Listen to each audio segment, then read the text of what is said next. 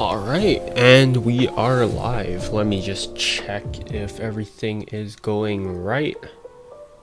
Oh, guys. Okay. Alright, so we got everything in order. So if you're wondering why I am live streaming this, it's because I'm too lazy to edit out a probably a very long tutorial because I have a lot to say about the Classic Pass. Including basically my notebook has if you're wondering about the range, it occupies pages 130 to 137, I believe. So it is a lot of pages, and I write in bullet points too, so you can probably tell by like how much how much content there is. That I probably have a lot to say about the Classic Pass. But before I begin, I just want to give a quick reminder that the charity lectures, both 2021 and 2022, will be unarchived back by the end of the month. So if you want to download it or anything, just feel free to download it. I don't really care, but you know, it's going to be unarchived, I guess, back then. So yeah, so download it or watch it before then, because some of the stuff that I teach in there, I will not be teaching in public, or you can wait until next year to see them again. But so preferably, you know, you can watch it now. But enough of that, so let's get into what we all came for, and that is the Classic Pass. So, what is the Classic Pass? I'll just give a brief introduction. So the Classic Pass is basically just wait, hold on, let me check if there's any reverb first. Give me a sec. Is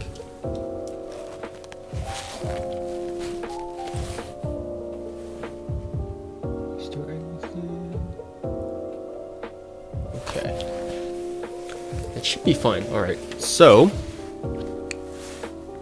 Alright, so I checked everything. It should be fine. BGM shouldn't be too loud, so it's it should be all chill. But yeah, let's just if you're not sure what the Classic Pass is, it's basically a way to secretly cut the deck, right? The top packet to the bottom, right? That's basically what the secret what the pass is. There we go, sorry. But historically, the pass has been one of the most I'm gonna say it.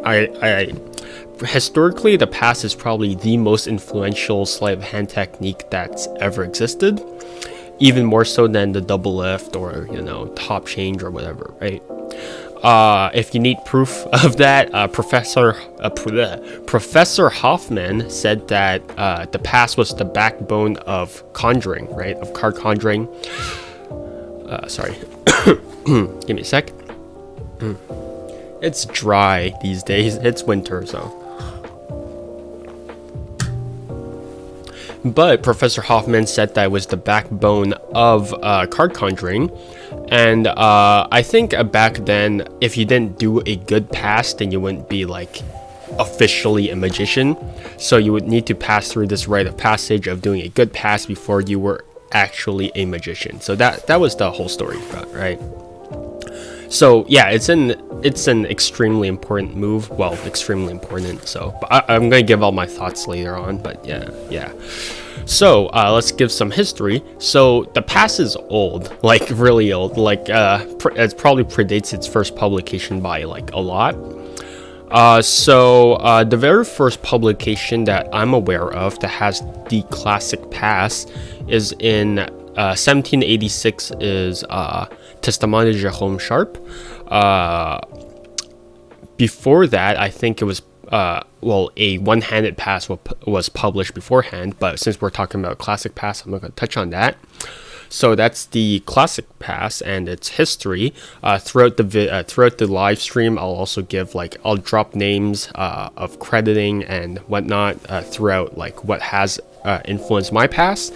So you can go ahead and watch listen on for the pass. But yeah, so that's about it for basically the beginning history of the Classic Pass. And so yeah, I'll just break down the classic mechanics of the Classic Pass, and then I'll touch on my touches on the Classic Pass, right? So traditionally, the classic pass is done in a pinky break. So, sorry, I'll zoom in over here. There we go. So traditionally, the classic pass is done with a deep pinky break. So you want to stick your entire pinky into a break, right, from your first joint. That's basically it. What you're basically going to do is that your right hand is going to come over, right, and go into a middle grip. So your index, middle finger, ring finger, and pinky are going to grip the front edge alongside your index finger over here, and your thumb is going to be gripping the back, right, and it's going to be contacting the bottom packet, whereas this thing, the top packet, is going to be clipped in between of your pinky, ring, and middle finger, right? So that's the classic classic pass grip, right? So you're over here, right? Sorry, I'll just zoom out a bit. Nope, that's the opposite of zooming out. So over here, right? And traditionally, when you're doing a pass, there's going to be 3 different motions that you can do to execute it. One is that your left hand does everything. So you're basically going to extend your pinky. So this causes the top packet to stand up basically, and your right hand's going to pull this packet upwards. And then the pinky curls back in, and then you just slap the packet back on. That's one of the handlings of the pass. Or you can have your right hand do everything by just pulling this packet upwards, pulling through it, and your left hand just relaxes, and it will do basically the pass by itself to some degree. But that's a lot of tension.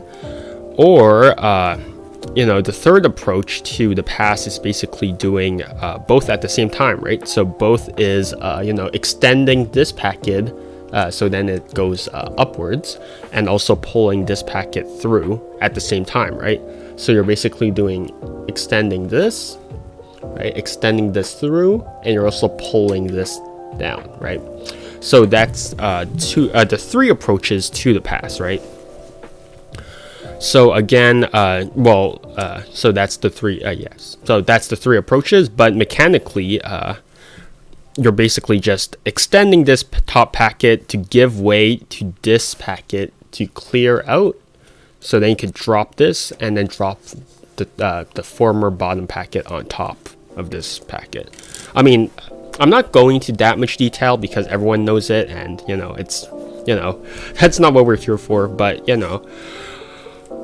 so that's basically the very basic mechanics of the classic pass, right? I mean, it's gross. It's it's not very efficient. So that's why everyone has their own handling on the classic pass, right?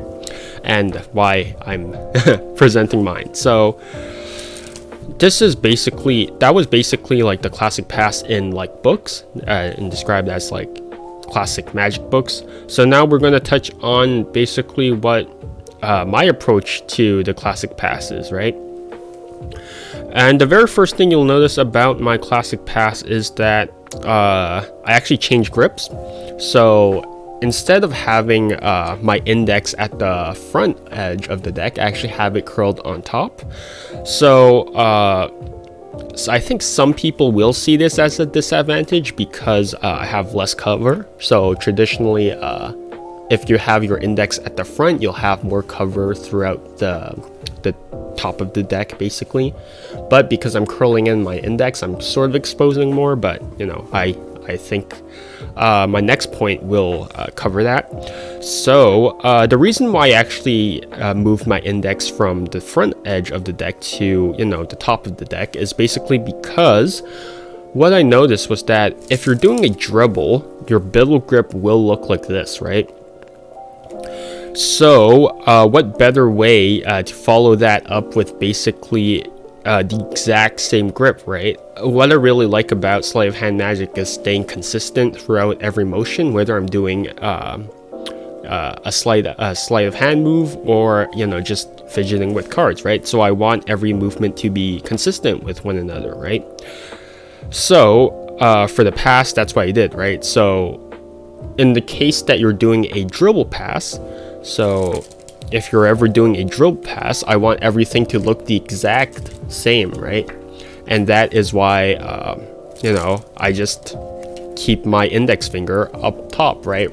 Because if I move it there, that will be a very noticeable moment for me to, you know, that I'm doing a pass, right? So, I just messed that up, sorry. But, right, so if I'm having a dribble, right, and then suddenly I move my index forward to do the pass, then you know that I am doing a pass, right?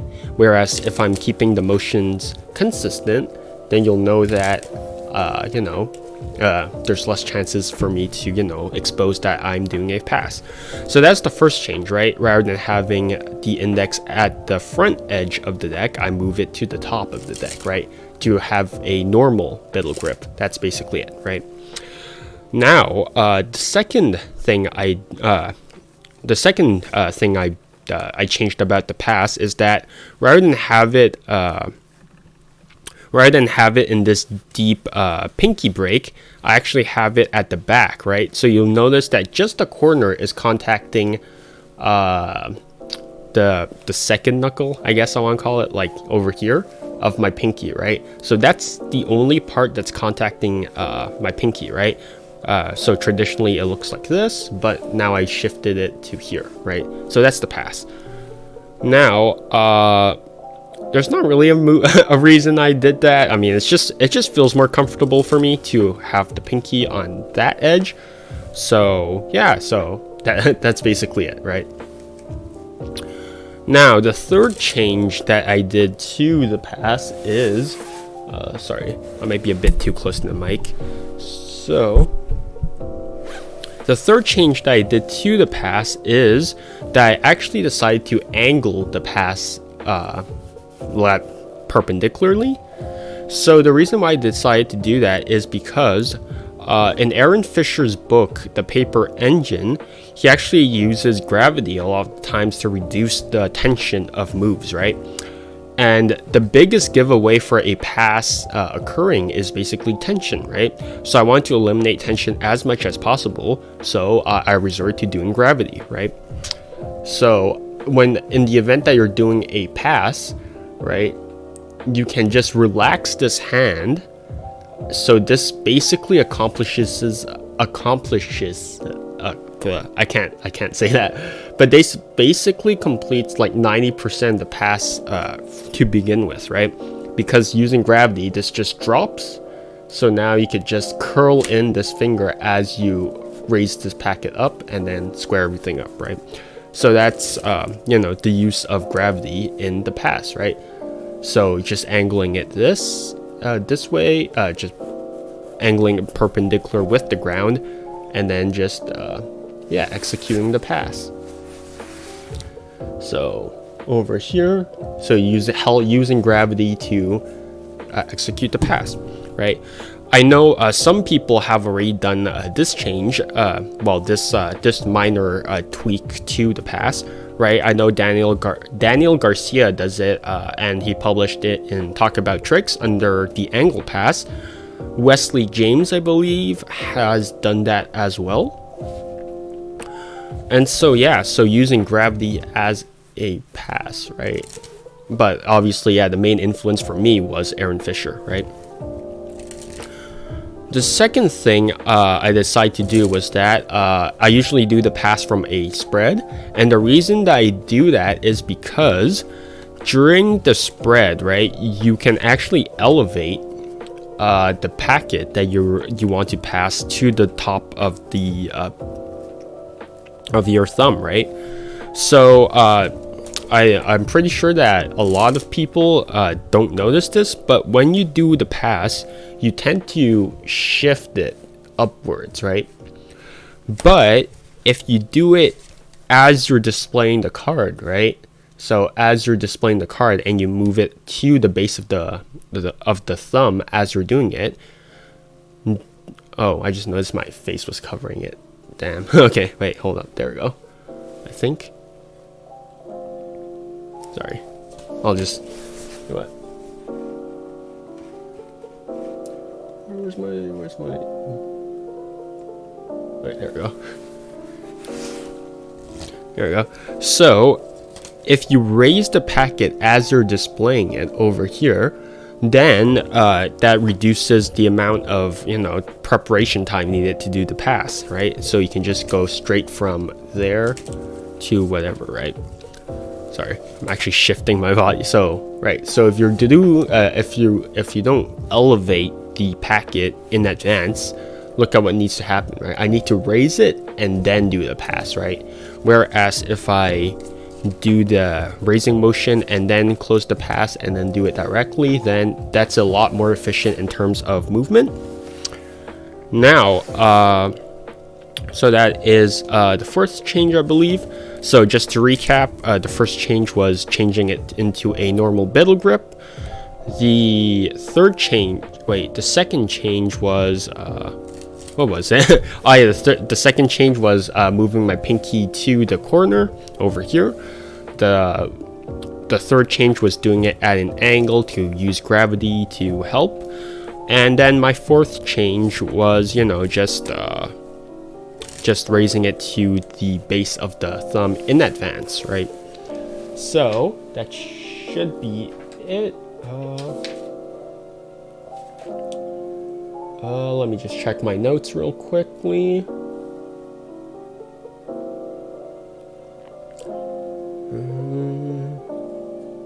Yeah, I think that should be...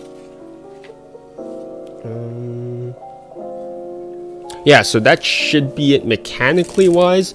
So yeah, so as a whole, so I'll just run through the steps as a whole now that you've I should have done this before, but so I'll just run through the steps of the pass as a whole. So you're holding a pinky break in the pass, so well, in the deck rather. So the card that you want to control to the top of the deck is below the break, so over here. Actually, I'll just reverse it. Right, so I have a card selected from a spread, so over here. And when I'm displaying this card, what I want to do is that I want to elevate it here. So this is a very simple thing. I just have just shift the deck to the base using my thumb. So I just do this, boop, and now it is at the base of my thumb, right? So as I close the deck, right, I sort of want to become messy, so just so it hides the break, it's whatever, right? Honestly, just keep a break with your preferred method. That's what I want to say. So now that you have your break over here or whatever, that's not my actual break, it's just exaggerated, but yeah, so you have your break over here, right? So as you come over with your other hand, right, and you're going to want to grip the bottom packet, right, with your in the bill grip, right? So this is basically what it is, right? So as you grip it, as you grip the bottom packet over here, you're going to want to stick your pinky in deeper into the break. So you're basically going into position for the classic pass. And now what you're basically going to do is that you're going to rotate. You're going to tilt the deck so then gravity can take hold. And now you're going to begin, relaxing your left hand as you pull this deck, as you pull the top packet through. So now that, so now that you pulled it through, this is what it looks like over here. So after you're done that, you can just use your middle and ring finger and pinky to just curl it back in, and then square everything up to the top, right? So that is the general gist of the general motions of the pass, right? Or at least of how I do it, right? So yeah, so I mean, mechanically the pass isn't that difficult. It's more finding ways to circumvent the fact that the pass is obvious. It's an obvious move. Boy.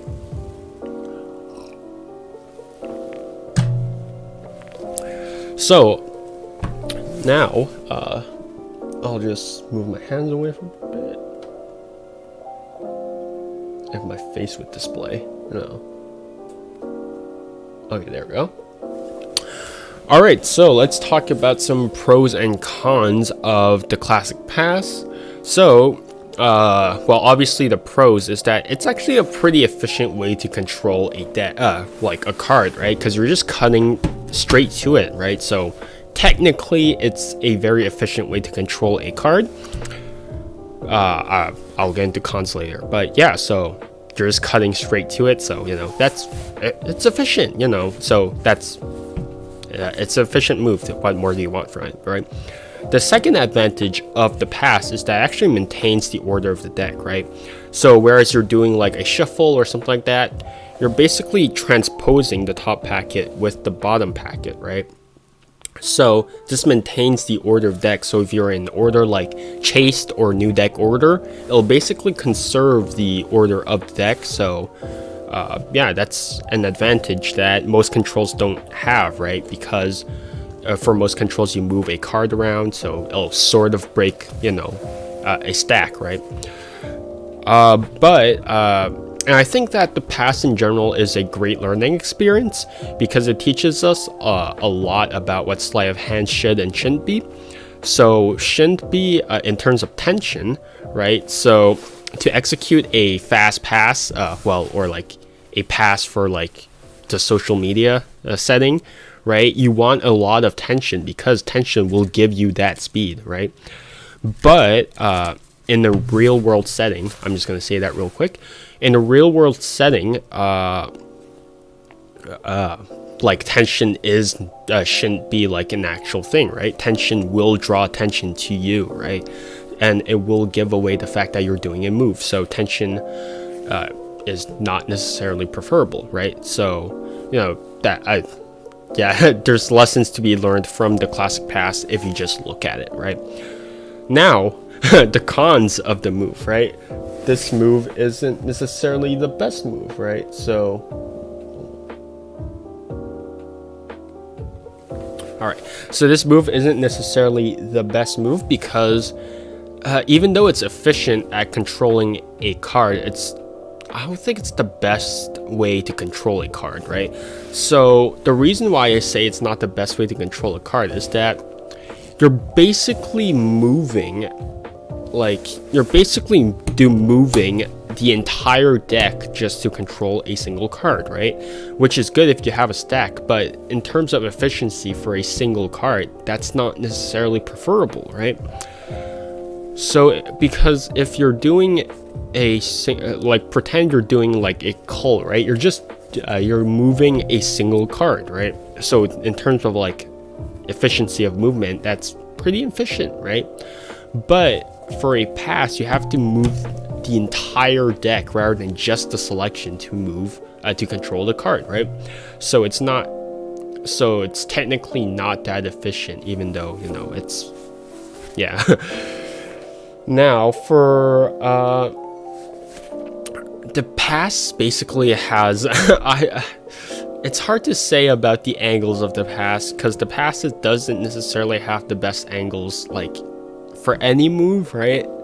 So yeah, it's not necessarily a good move even though you have like good angles, right? So no matter how invisible your pass is, there's still going to be like bad angles around it. So that's, you know, that's the pass, right? So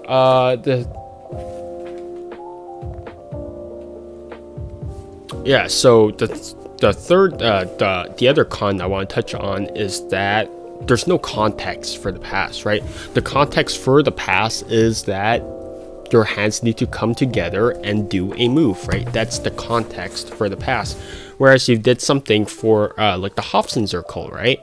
If you did something like the Cull, you need to close the deck to control the card, right? That's just a fact, right? You need to close the deck to continue the trick, right? But with the pass, your hands just come together because you need to do the pass, right? So the context is the move rather than, you know, the move being around the context, if that makes sense.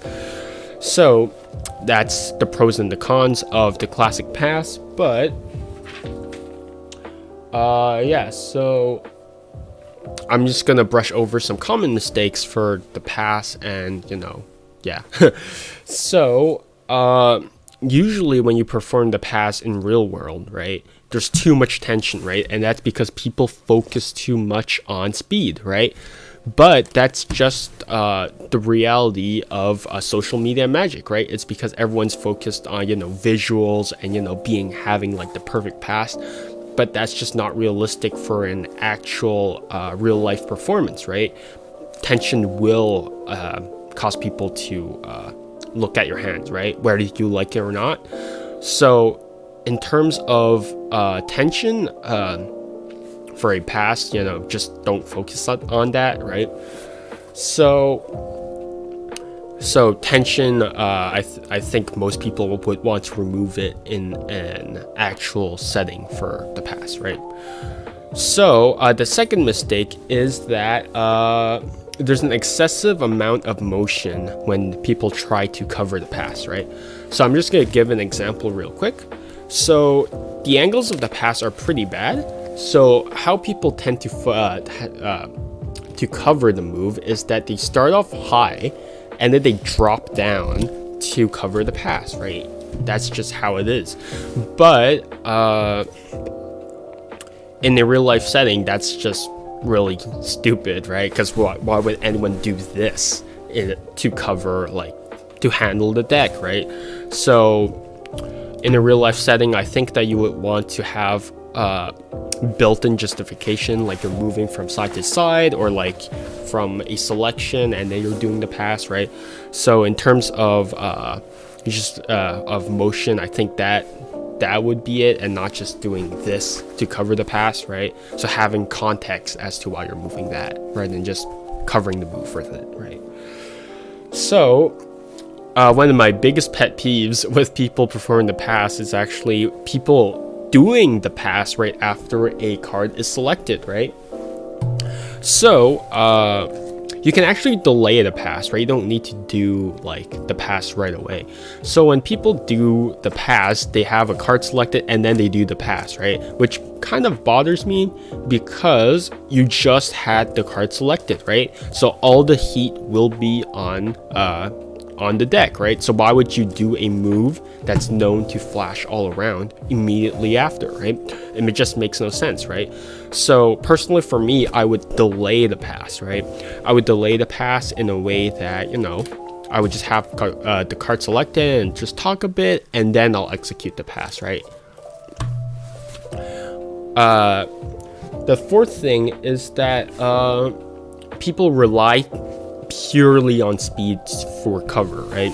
So again, that's just an unfortunate side effect of social media, right? So everyone's focused on speed, but there should always be some sort of justification for why your hands are coming together.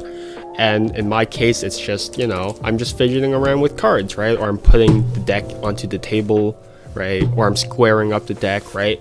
So don't always rely on speed for to cover the pass. You always want to have some sort of justification as to why your hands are together and, moving the deck around, right? And then the fifth one is, a noticeable change of grip, right? So this is, why I move my index here, right? Just so then I have a consistent grip throughout, right? So that's some common mistakes I've noticed with the pass and how I've tried to circumvent them, right? So let's give in so let's touch on angles real quick. So angles, you'll notice that the pass doesn't really have the best angles, right? So I'll just raise it to the top over here, right? So pretty much everything from top to pretty much all the sides are pretty busted. So basically the best angle for the pass is kind of here, sort of, right? It's kind of hard to, it's basically from the top, right? That's the best angle for the pass. But even then, you'll notice there is a slight blur to the pass, right? So over here, so yeah, you'll notice that because this this deck is basically being drawn to the side like this part tends to be a flashpoint, right? A major flashpoint. So even though it's the best angle, that's the biggest, you know, flashpoint. It's also why people tend to cover up the pass by doing like this, right? It's because if you're here, then you won't see the back flashing, and then as you come up front, then, you know, you won't flash from the sides over here, right? So that's why people tend to do this, right? But in my opinion, that's an ugly way to cover the pass, so don't do that, right? But right, so angles for the pass, right? Jay Sankey actually, I know not the best way to start like a tip video of classic pass, but Jay Sankey actually tried to cover this flashpoint over here for the pass by sorry, let me just get rid of my webcam. So Jay Sankey tried covering this flashpoint by sticking his thumb into the deck, right? So this will actually cover the flashpoint just a bit, right? Right. Oh, oof. Sorry, I'm not used to this, but what I just do is that I just have my thumb off to the side, so I just have this, right, to cover the pass, right, rather than sticking my entire thumb in, because I think that's just way too much tension if I just stuck my entire thumb there, and I just don't think that flows as well, right? So yeah, so that's one way to cover up that flashpoint. But besides that, it's just, you know, I don't think there's that many good ways to cover the pass. So, you know, nope, I screwed up over there. But so something that Brian Hart does, if you don't know who Brian Hart is, I don't blame you, but he is basically Chris Orbit Brown's mentor. Something that he does is that he actually holds the deck in a Erdnase break before he proceeds with a classic pass. So an Erdnase break, I'll just give a brief reminder, is a pinky break, but it's being held in a bellow grip, right? So this is what the Erdnase grip looks like.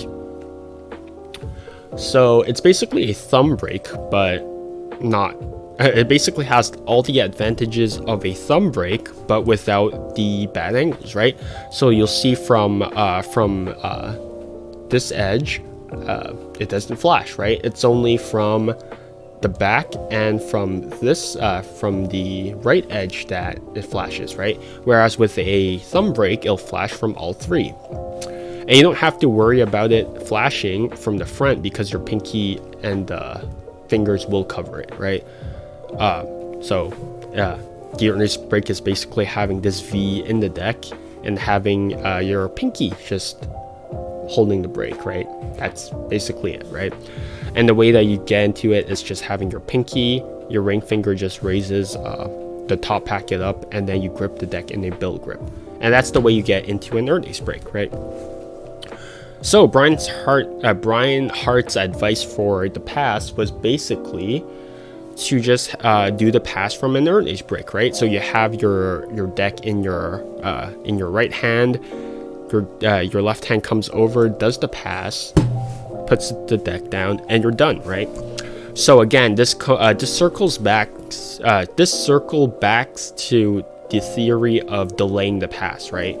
So you don't need to do the pass straight away. You can just rest, right? You can just do whatever, and then you can just do the pass. That's, you know, you can delay moves, right? So, what else?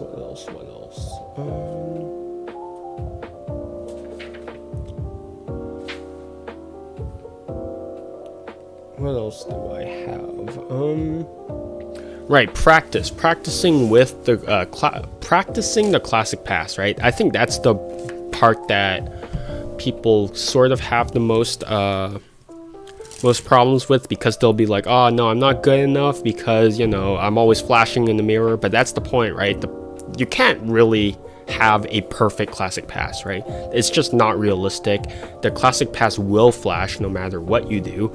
It's just like, no matter how fast you do it, right? It's just a fact, right? No matter how fast you do the classic pass, there will always be this blur motion, right?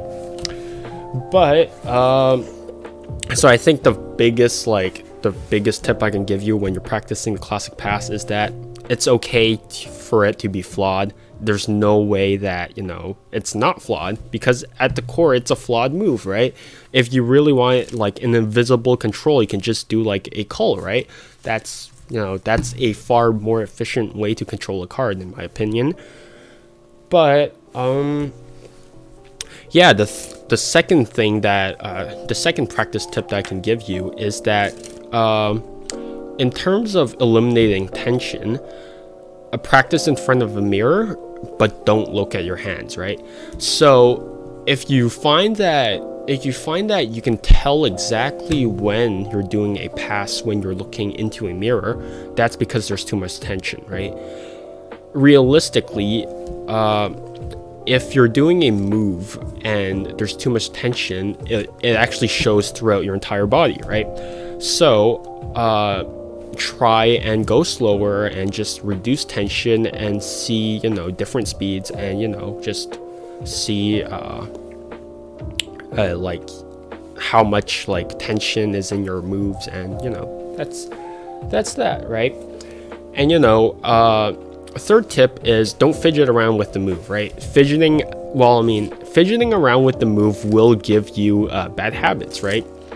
So you'll notice that, you know, this is really speed based, and, you know, it's not necessarily the best in terms of like a real life performance, right? So when you're practicing the classic pass, or just any move really, I want you guys to be conscious of what you're doing, right? So like my pinky's over there, why is this flashing? Well, how can I manage the angles for this? So I want you guys to pay attention for what you're doing when you're doing the classic pass, right? And then the fourth thing is research as much as possible on the classic pass, right? So everyone has their own method for doing the pass, right? That's just a fact, right? I mean, my pass is basically an amalgamation of many other people's passes, but my tips and mechanics might not be fit for you, right?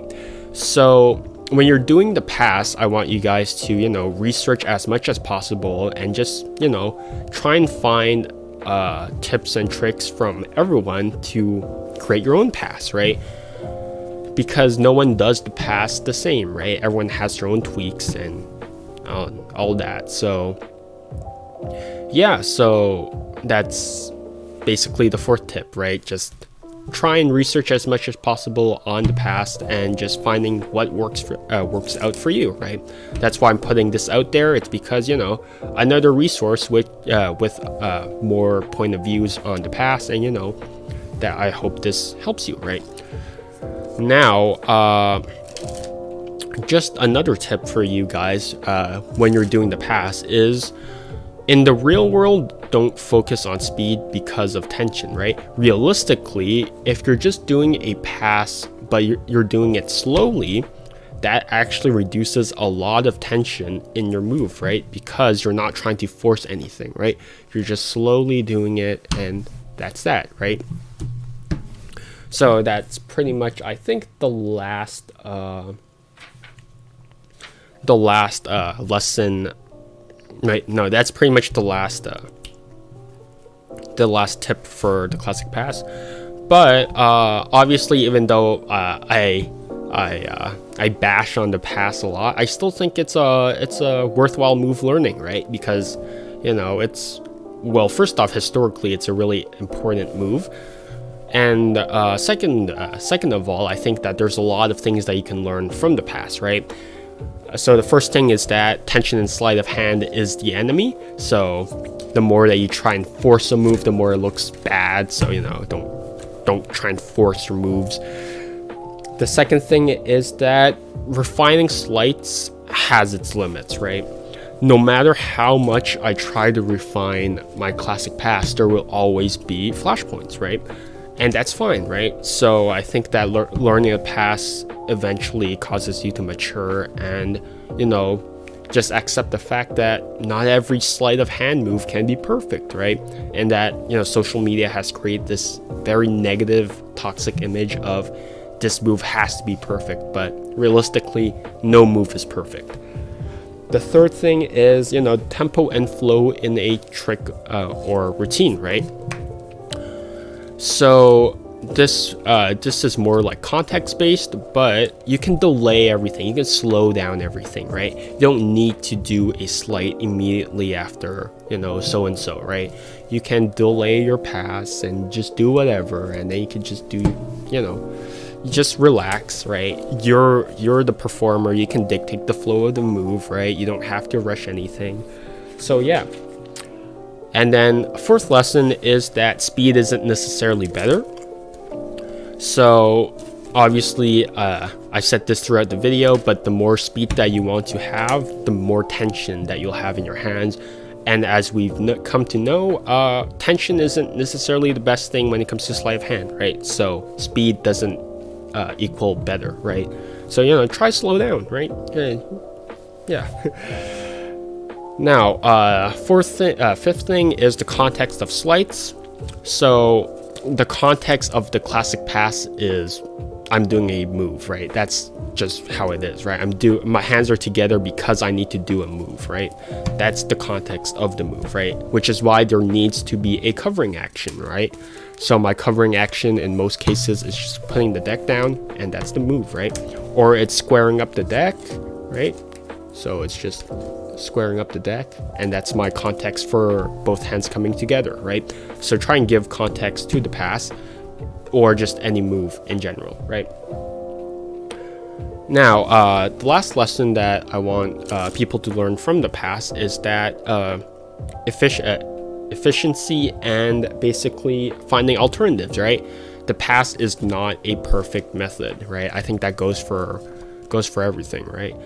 But even though it is efficient, it's not the best method. So if you want to control a single card, you can just do, you know, a Mahatma control, right? You can just shuffle off all cards, and then you could have a card controlled to the top. I don't even know if I did it correctly, but you know, right? So just nope. Anyways, right? So I'm just doing whatever right now, but try and find alternatives, right? Just don't be stuck doing the same moves over and over again, right? There's bound to be something that fits you better, and if it doesn't, then, you know, just try and refine everything to, you know, as much as possible, right? So in conclusion, right, so this is probably the last thing that I'm gonna say about the pass, so it's an afterthought, but it's honestly not a bad move, right? The classic pass has withstood the test of time for a reason, right? It's honestly not a bad move, but it is important to learn it because, you know, it's, you know, I mean, obviously historically it's, you know, it's an important move, and I think that you can learn a lot from it. And, you know, it's, you know, you get a lot more learning from the past than doing the past, if that makes sense, right? So yeah, it's all about a journey, you know. It's, you know, yeah. So some other resources. Sorry, I'll just pop my webcam back on. So now comes a bunch of recommendations for the pass and where I try and research as much as possible. So the pass, right off the top of my head, Richard Kaufman had a pass video, right? He had a pass video called On the Pass. Xavier Spade, the pass, right? Xavier Spade's pass. Jason England has videos on the classic pass as well. Next, we have who else? Who else? Right, Andrew Frost on his Patreon has a bunch of videos on the Classic Pass. He has 3 videos, so you can go ahead and check those out. Next, who else? Right, Brian Hart's Classic Pass. I'm not sure if it's still online, but I think you can probably contact Orbit Brown to see if he still has the pass going, right? If he's still selling the pass. I think that's all of the passes from the top of my head. Yeah, so that's all the further reading that you can do. So obviously you can read a bunch of books, so it's pretty much in every like magic book. So expert at the card table, expert card technique, or just basically it's everywhere, right? So yeah, I think that's about it for the Classic Pass. I might have brushed on the mechanics a bit too fast, but I assume you went into this knowing what the Classic Pass is, but mechanically the Classic Pass is simple, but it's it's hard. So yeah, mechanically it is extremely simple, but refining it is the difficult part. So I think that's about it. It went as long as I thought it would. Basically a 45-minute on just the Classic Pass. So yeah. I really don't know how to end this video, but I'll probably do a tutorial on the Herman Pass, just the Herman Pass. Oh, right. For further reading, right? If you really want I want to say like an absolute beautiful like dribble pass, right? So dribble pass is basically using a dribble to hide the fact that you're doing a pass. So if you want to have a beautiful way to hide your pass, you can go look at Aaron Shields' dribble block pass. It's being sold by Costa Kimlat. So it's basically this short PDF, right, about the dribble block pass, and it is a great way to learn a dribble pass. So you can go look at that. But yeah, I think that's about it for this tutorial. You can go ahead. Obviously, this is gonna be archived, so everyone can look at it. And so yeah, I'll post any updates if I forgot anything during the live in the comments down below, and I'll post all the links to resources down in the links in the comments below as well. So yeah, that's about it, and see you guys next week for an old video because I'm too lazy. But yeah, so see you guys next time.